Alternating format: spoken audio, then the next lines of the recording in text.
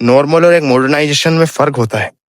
What the difference between modernisation farming and normal farming? है गोभी का रोप, वो है मिर्ची का रोप, बीच वाला ग्रीन ग्रीन, और कुछ इसमें भी मिक्स है मिर्ची का, और बाकी प्याज का रोप तो आपने हमारा देखा। पूरी गोभी की फसल निकलने के बाद में अपन इसमें डालेंगे प्याज का। कट्टी में निकलता 60-65 किलो, बाकी 2 एक कट्टी घर के लिए रख लिया। Hey guys 7500 daily vlog upload चलेंगे। ये है 49वां दिन, 48वां दिन हमने डाला है। बट सीन ऐसा हुआ था कि मैं उसमें ना 47 ही बोल दिया मैंने, मेरे को ध्यान में नहीं रहा, मैंने डबल 47 बोल दिया। बट वो 48 वाला दिन था कल, जो कि हम गए थे सब्जी मंडी में। और फिलहाल हम कार लेकर अभी जाने वाले हैं अपनी खेत पे। कौन से खेत पे? हमारे गोभी और मिर्ची के खेत में, क्योंकि मिर्ची की तो पाली हमने कल चढ़ा दी थी, उसको डबल चढ़ाएंगे। पापा और 2 मजदूर, एक मम्मी, 3 जने मिलकर गोभी का थोड़ा बहुत कचरा निकाल देंगे। तो अभी कार को सबसे पहले तो करते हैं नीचे, उसके बाद में बताता हूँ आपको पूरा सीन। पानी की जरूरत पड़ेगी, पानी रख लिए, झोला रख लिया जिसमें खाना वगैरह है, और अभी थोड़ी देर में हम निकलने वाले हैं शिमला के माल में खेत पे जाने के लिए। खेत पे ही मुलाकात होगी अब आपसे। कार लेके चलेंगे, 2 मजदूर हम भी चलेंगे, तो तुम्हारा भाई लेके चल रहा है आज। और फिलहाल देखेंगे जो भी होगा, जैसा भी है। बाकी कार वगैरह क्या है, बहुत चलाते रहते हैं, बट है वीडियो टाइम नहीं मिल पाता है शूट करने का ऐसा। और किसी दिन सिनेमैटिक शूट भी करेंगे अपन कार से। तो फिलहाल पहुंच चुके हैं खेत पे। तो ये रही अपनी गोभी की कंडीशन, देखिए कितनी भयंकर बड़ी हो चुकी गोभी। और मैं पानी की कुप्पी लेकर आया हूँ, और कार को हमने उधर ही पार्क कर दिया है कि गाइस रोप वोप में मिर्ची और गोभी के हम थोड़ा और पानी चल रहा है, क्योंकि कुछ जगह बच रही है, तो वहां पे भी माहौल साइड करा देंगे अपन। तो अभी आप हमारी मिर्ची के पेड़ की कंडीशन देख सकते हैं, क्या मस्त कंडीशन हो रही है। ये रहे अपने मिर्ची के पेड़। मैं नीचे आया हूँ, कुछ चारा वगैरह हो, जैसे ये चारा, इनको उखाड़ उखाड़ के यहीं पे कचरे को बारीक बारीक को तो मैं यहीं से इनको साइड में कर दूंगा, उससे एक हेल्प हो जाएगी। और उधर वो मजदूर हो गोभी में कचरा नहीं रहे, बस यहाँ पे हमें पानी ही करना है, और कुछ काम नहीं है आज। तो ये देखिए, ये जैसे बहुत बड़ा कचरा है, जैसे कचरे वगैरह निकाल लेते हैं यार। बाकी कल हम जाएंगे अरनिया की मंडी में, वो आपको हमारे व्लॉग सीरीज में देखने को मिलेगा। बाकी जल्दी जल्दी देखिए, मैं जैसे जैसे नीचे जा रहा हूँ वैसे वैसे कचरा बहुत आ रहा है। सकते हैं आप हमारी कितनी रफ्तार से, वो वाली में बहुत टाइम लगा, ऐसे कम समय लगा है पीने में। तो जल्दी से मुझे ऊपर जाना पड़ेगा, क्योंकि पानी घुमाना पड़ेगा दूसरी वाली पाली में। और मेरे से पानी घुमाने में बहुत टाइम लगता है, क्योंकि मेरे से घूमती नहीं है हाथ से, वो गार इधर से इधर डालनी पड़ती है। तो फटाफट चलते हैं। देखिए यहाँ आ गया है, और बिंदास फर्स्ट क्लास। और कचरा वगैरह तो जल्दी जल्दी उखाड़ ही लेंगे अपन बेसिकली, पर इतनी जल्दी भी नहीं हो पाएगा। भाई ने एक ही बार में पाली घुमा दी है, अब तुम्हारा भाई पाली बनाना भी सीख गया है। ऐसी बात नहीं है, ऐसा कोई सा काम नहीं जो तुम्हारा भाई नहीं कर सकता हो।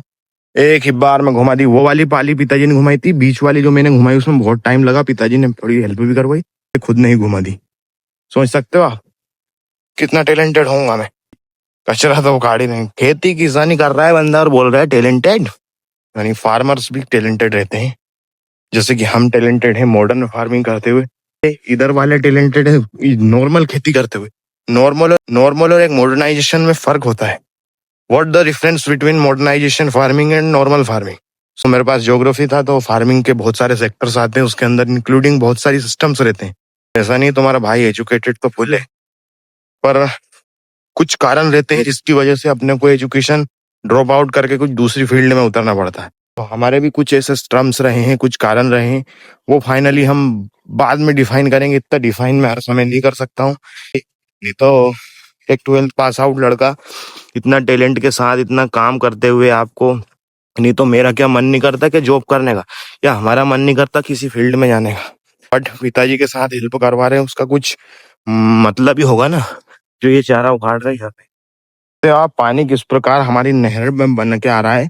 तो ये बेड बनाया है हमने, बेसिकली इसको बेड बोलते हैं मॉडर्न फार्मिंग की लैंग्वेज में। तो बेड के ऊपर हमने 2 बीता, ये एक और ये दो बीता के गैप में, पूरा 2 बीता के गैप में एक पौधा लगाया है, मतलब 1 हाथ, यानी 1.5 फीट के रेडियस में हमने एक पेड़ लगाया है। क्योंकि जब बड़ा होगा ना मिर्ची का पेड़, तो ये मिर्ची की फसल है और मिर्ची की हाइब्रिड फसल है, तो इसके पेड़ होंगे बड़े।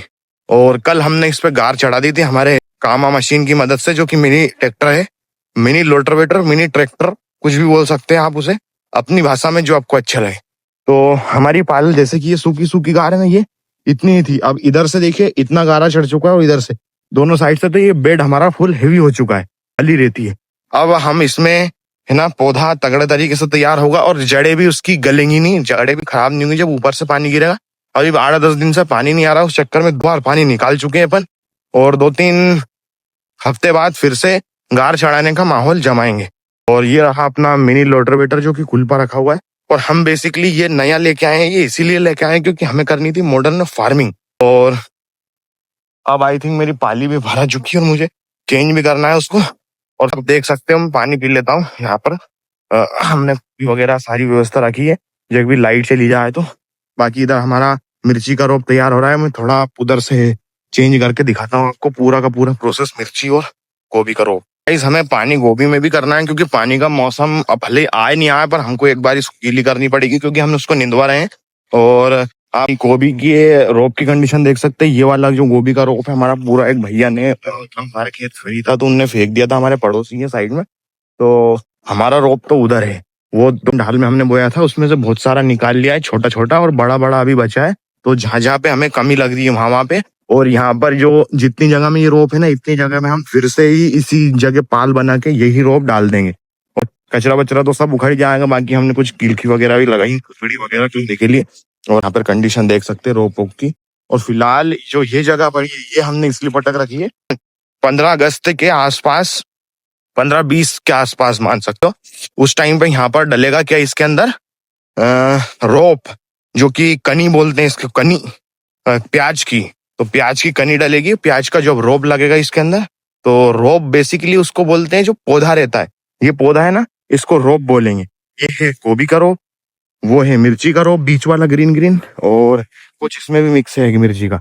और बाकी प्याज का रोप तो आपने हमारा देखा है पुराने व्लॉग्स में। और हम अभी नासिक प्याज जो आता है वो बोएंगे बारिश वाला, तो अभी आप देखना। और ये वाला रोप पूरा अपना जब पूरी फसल अपनी निकल जाएगी गोभी की, वो वाले खेत की, तो पूरी गोभी की फसल निकलने के बाद में अपन इसमें डालेंगे प्याज का। तो इस प्रकार कुछ मॉडर्नाइजेशन हो रहा है। एक सीजन में, एक साल में 3 फसल, एक गोभी 2 प्याज, एक सोयाबीन 2 प्याज। मतलब जिसको जैसा बोना हो वैसा बो सकता है अगर पानी हो आपके पास, बारिश गर्मी तक। बाकी हमारा ये शिमला का माल है, इसमें पानी वगैरह तो बड़ी पर्याप्त है। और नहर भी अपनी कितनी मस्त चल रही है। बाकी और क्या ही बोलूं मैं अपने व्लॉग्स में। और इधर हमारा एक खेत है जिसमें सोयाबीन लगा रखी है हमने, ये खेत है। इसमें भी थोड़ी जगह बचा के पिताजी ने इधर इधर एक न्यू सोयाबीन है कोई सी NRC 120 वो लगा रखी है उसके नीचे। मेरे को है ना बहुत सारा नॉलेज है फार्मिंग का, बहुत सारी चीजों के रिलेटेड, बट मेरे को डिलीवर करना नहीं आता उसको स्टोरी टेलिंग की वजह से।